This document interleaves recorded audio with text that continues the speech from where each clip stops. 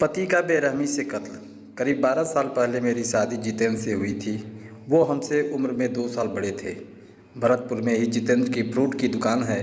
दुकान से अच्छी कमाई होती थी। शादी क्या, बल्कि किसी रेपिस्ट की तरह हमारे शरीर को नोचते थे, ऐसे जैसे कोई गंदी फिल्म की शूटिंग चल रही हो। हम लोगों की 2 बेटियां हुई। दोनों अब धीरे धीरे बड़ी हो चुकी हैं, लेकिन पति के नशे में गंदी हरकतें करने की आदत खत्म नहीं हुई, बल्कि बढ़ती ही गई। घर में आते ही कई बार बेटियों के सामने ही गंदे तरीके से दबोच लेना, कई बार गंदे तरीके से छूना, मना करने पर गाली देना, कई बार पिटाई करना। इससे बेटियों के सामने अजीब सी हालत हो जाती थी। अब पति मुझे पत्नी नहीं बल्कि एक शरीर की तरह समझते थे। जब नशे में आते थे तब कई बार अप्राकृतिक तरह से नोचते थे। विरोध करती थी तो मारते पीटते, फिर ज़बरदस्ती करते। आखिर इसे कब तक बर्दाश्त करती। फिर दोनों बेटियों का ख्याल आ जाता तो चुप्पी साध लेती।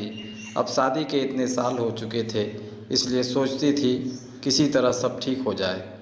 सोचकर सब कुछ सह लेती थी। लेकिन 21 मार्च की रात तो हद हो गई। पति जितेंद्र शराब के नशे में डूबकर घर आ पहुँचे।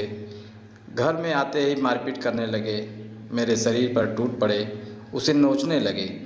बेटियां देखने लगीं। मैंने उन्हें दूर भेजा, पर वो गंदी हरकतें करते रहे। उस रात की हरकतें मैं बर्दाश्त नहीं कर पाई। सोचा कि आज खुद की ही आत्महत्या कर लेती हूँ, लेकिन फिर सोचा कि अगर मर गई तो दोनों बेटियों का क्या होगा।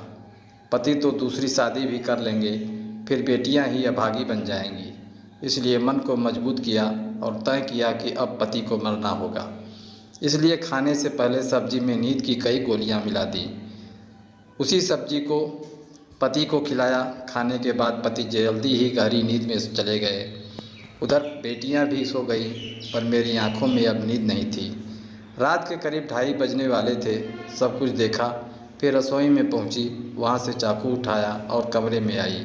फिर पति के मुंह में कपड़ा ठूंसा ताकि शोर न मचा सके। फिर एक कपड़े से उसका गला दबा दिया, लेकिन मेरे गला दबाने से मौत नहीं होनी थी, इसलिए चाकू उठाकर सीने में कई बार मारा। कई सालों का गुस्सा उसी चाकू के सहारे पति के सीने में उतार दिया। अब वो मौत की नींद सो रहा था। फिर सुबह होने पर पहले तो इधर उधर की बात करती रही, लेकिन आखिर में सबके सामने सच बता दिया।